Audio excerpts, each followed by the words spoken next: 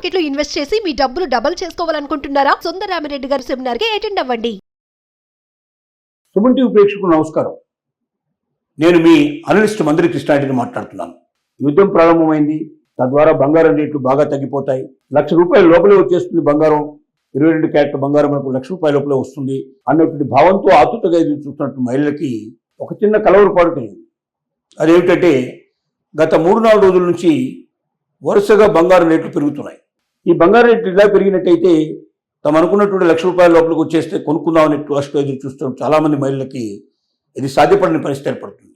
యుద్ధం జరుగుతున్న టైంలో సహజంగా బంగారం రేటు తగ్గిపోవాలనేది ఒక మేధావుల యొక్క ఆలోచన. కానీ బంగారం రేటు అనేది ఒక యుద్ధం మీదనే ఆధారపడదు. ప్రపంచంలో ఉండే అనేక రకాల పరిస్థితుల మీద ఆధారపడి ఉంటుంది. ముఖ్యంగా డాలర్ రేటు ఎప్పుడైతే బాగా బలంగా ఉంటేనే బంగారం రేటు తగ్గిపోతుంది. డాలర్ రేటు పడిపోతే బంగారం రేటు పెరిగిపోతుంది. ఇప్పుడున్న పరిస్థితుల లోపల యుద్ధం ఒకవైపు భయంకరంగా నడుస్తున్నప్పటికీ డాలర్ రేటు మాత్రం విపరీతంగా పడిపోవడం వల్ల మనకు డాలర్ రేటు తగ్గిపోవడం వల్ల బంగారం రేటు పెరగడం జరుగుతుంది. ఈ పెరుగుదల ఇంకా పెరిగే అవకాశాలు కూడా ఉన్నాయి, చెప్పలేము.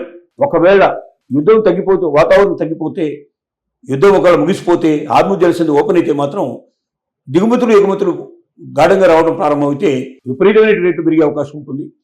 ఏది ఏమైనప్పటికీ ఇప్పుడు తగ్గుతాయని చెప్పేటువంటి మేధావులైనా లేక పెరుగుతాయని చెప్పేటువంటి మేధావులైనా దీనికి సంబంధించిన నిపుణులైనా చెప్తున్న మాట ఏమిటంటే ఒకటే మాట, 2024 ఏప్రిల్ 1 కల్లా ఖచ్చితంగా బంగారం రేట్లు 4 లక్షల నుంచి 5 లక్షల దాకా పోయే అవకాశం ఉంటుంది ఒక తులం బంగారం. అలాగే వెండి మరి 6 లక్షల దాకా కూడా చేరుకునే అవకాశం ఉంటుంది ఒక కిలో వెండి అనేది ఒక్క నుంచి చెప్తున్నాను. భవిష్యత్తులో మాత్రం విపరీతంగా రేట్లు పెరుగుతాయి.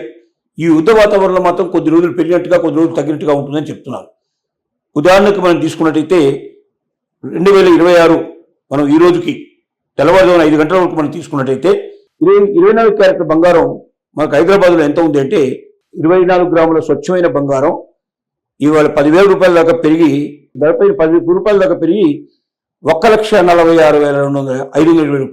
₹1,46,520 ఇవాళ పొద్దున తెల్లవారుజామున 5 గంటలకు ఉన్న రేట్ ఇది. 24 క్యారెట్ల బంగారం 10 గ్రాముల బంగారం.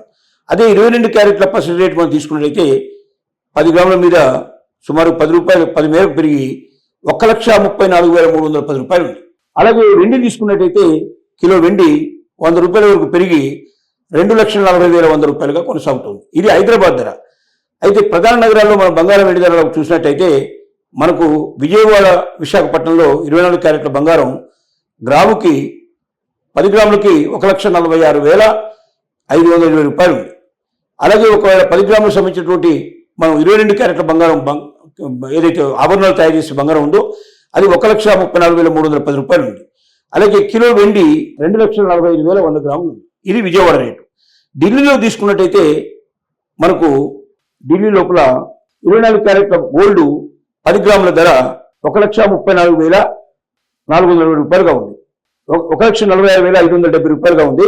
అదే 22 క్యారెట్లు తీసుకుంటే ₹1,30,460 ఉంది. వెండి 1 కిలో తీసుకుంటే ₹2,40,100 ఉంది. అక్కడికి ఇక్కడికి ఎంత తేడా ఉందో చూడండి, కొంత తేడాలు ఉండే అవకాశాలు ఉన్నాయి. అలాగే ముంబైలో తీసుకుంటే 24 క్యారెట్ల బంగారం 10 గ్రాముల ధర ₹1,46,500 ఉంది. అలాగే 22 క్యారెట్ల బంగారం తీసుకున్నట్టయితే ₹1,34,310 ఉంది. అలాగే వెండి ధర ₹2,40,100 ఉంది. చెన్నైలో తీసుకుంటే 24 క్యారెట్ల బంగారం 10 గ్రాముల ధర ₹1,46,520 ఉంది. అలాగే 22 క్యారెట్ల ధర ₹1,34,310 ఉంది. అలాగే వెండి 1 కిలో తీసుకుంటే ₹2,45,100 ఉంది. ఇక బెంగళూరులో తీసుకుంటే 24 క్యారెట్ల బంగారం 10 గ్రాముల ధర ₹1,46,520 ఉంది. అలాగే 22 క్యారెట్ల ధర ₹1,34,310 ఉంది. వెండి కిలో తీసుకుంటే ₹2,40,100 ఉంది. కాగా బంగారం వెండి ధరలు అన్ని నగరాల్లో సుమారుగా ఒకే రకంగా ఉన్నాయి. ₹100, ₹200, ₹500 డిఫరెన్స్ ఉంటే ఉండొచ్చు. ఎందుకంటే ఇప్పుడున్న పరిస్థితుల్లో క్రూడ్ ఆయిల్ ధర విపరీతంగా పెరిగిపోతుంది. అలాగే డాలర్ యొక్క వాల్యూ తగ్గుతుంది. కాబట్టి ఇలాంటి పరిస్థితుల్లో ఇంకొంతకాలం ఈ పెరుగుదల కొద్దిగా ఉండే అవకాశం ఉంది, లేదా మధ్యలో కొంచెం పడిపోయే అవకాశం ఉంది. ఏదేమైనప్పటికీ గణనీయంగా మాత్రం మార్పులు రాదు. కొద్దిగా 10 నుంచి 15 వేల రూపాయల దాకా పెరిగే అవకాశం ఉండొచ్చు, 10 రూపాయలు 15 వేల రూపాయల దాకా తగ్గే అవకాశం ఉండదు. ఇలా పడిపోతూ ఉండే అవకాశాలు, కొంచెం పెరుగుతుండే అవకాశాలు ఉంటాయి తప్ప ₹1,00,000 కిందికి వెళ్ళిపోతుంది బంగారం అనుకోవడం కరెక్ట్ కాదు. 2 లక్షల పైకి వెళ్తున్నట్టు బంగారం వెళ్తుందని కూడా మనం ఇప్పుడు చెప్పలేం.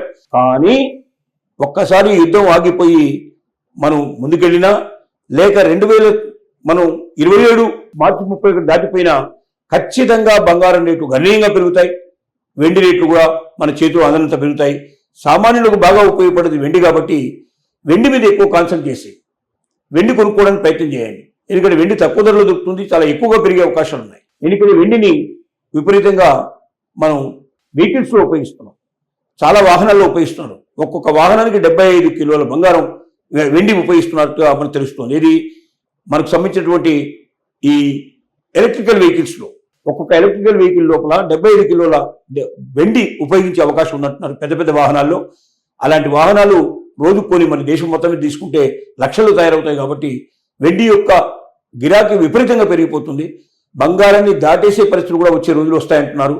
ఏది ఏమైనప్పటికీ సామాన్యులు, మధ్యతరగతి వాళ్ళు బంగారం జోలికి వెళ్లకుండా వెండి కొనుక్కుంటే సేఫ్గా ఉంటుంది, తక్కువ ధరలో వస్తుంది. మీకు ఎక్కువ రేటు పెరిగిపోయే అవకాశం ఉంది. భవిష్యత్తు లోపల అమ్ముకుంటే డబ్బులు చాలా వస్తాయి. అంటే ఎవరైతే ఇన్వెస్ట్మెంట్ పర్పస్ లోపల బంగారం వెండి కొంటున్నారో వాళ్ళు బంగారం బదులుగా వెండి కొనుక్కుంటే లాభం ఎక్కువ పడతారు.